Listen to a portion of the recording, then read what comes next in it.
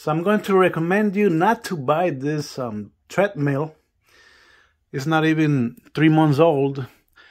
After the time has passed to return it on Amazon, it broke, stopped working.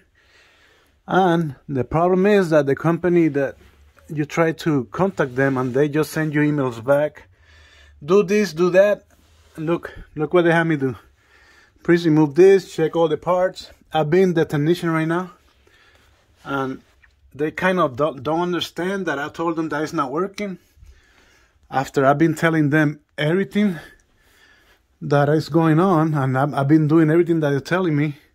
Everything is connected, but nothing. This is not a... I've seen some videos also on YouTube about people having problems with this treadmill. But it's not good. Not only the treadmill, but also the customer service. So I wouldn't recommend it. Don't buy it. Don't.